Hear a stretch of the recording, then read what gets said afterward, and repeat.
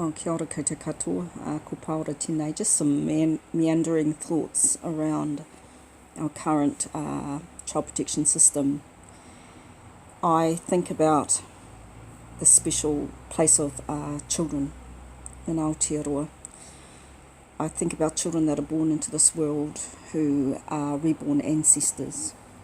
That each child is born from greatness and comes from the love of thousands. And it's almost like we've forgotten the special nature, the privileged nature of children being born into this world and what we do with them. I know for a fact for myself that children don't stop loving their parents because they're abused by them. They stop loving themselves, and that takes a long journey to wake up to. And many children who have been abused in their childhood don't grow up to have whole and even healing lives. Very often they end up being statistics and in the system pipelined. But I'm really over this current child protection model that we've got going on in Aotearoa, which is really just a pipelining machine that profiteers off the backs of our babies.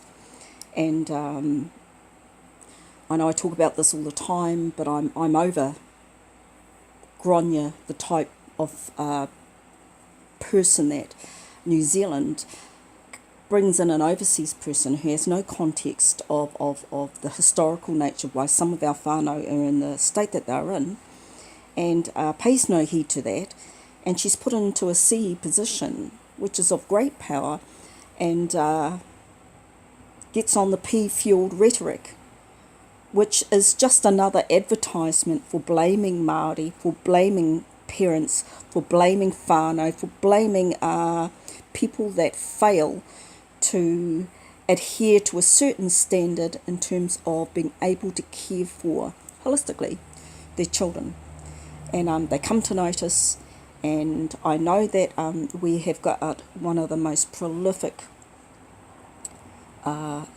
stats in the world for the mortality of children at the hands of their own caregivers. We also have one of the highest rates of mortality of children, of abuse of children who are in the care of the state that also are abused and sometimes killed at the hands of a state caregiver. Seems an anathema of a term, doesn't it? Caregiver.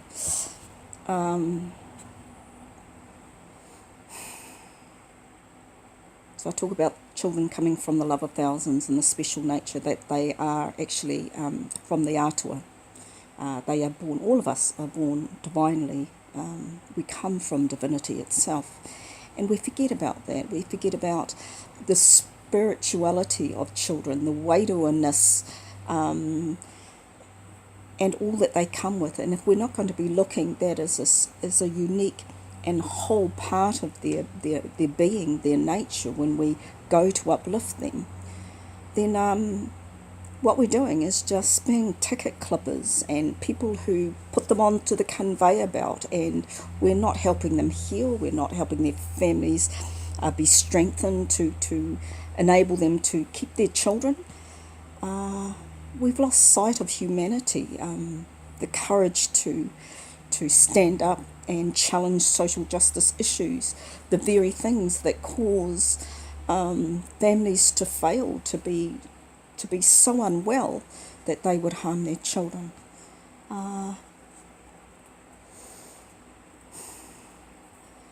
It's a long road to recovery for many, and I've been talking this week about what is social work, what is it that we bring to the table, what is the true nature of standing in your mana, of knowing who you are, of being able to go out and work with whānau, and also address the social justice issues that are very often the premise or the underpinning of the unwell state of many in our community, many of our whānau, hapu, our iwi. And I know that there's contractual arrangements going on between OT and many iwi at the moment to bring home their children. But when you look at the funder capture, the tick boxing, the hoops, the loops, the jumps that our iwi and service providers have to go through, it's still control. It's still accountability from a tauiwi perspective. It's still about enabling the uplift of children. Now let me tell you, when a child is uplifted, and I'll remind you again, from all that they know, remember, it's not their parents they stop loving, it's themselves. So that is where we need to come back to, is to be working with our children to still remain connected to their communities, to their schooling, to the people that they know, who are the people in your neighbourhood. I remember my boy used to sing that song a lot, and what he was talking about is community. Patch model practice is essential.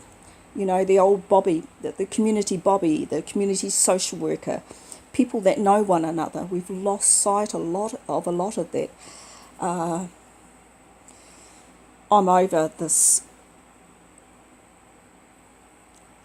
predictive risk modelling, the like insurance risk assessing, mitigating risks, so we go in there and uplift these babies in the first instance and then sort it out later. There's no guarantee that our tamariki are any safer in state care than they are from the families that they've been taken from. That is a well-known fact. It's been reported over and over that is the state of play.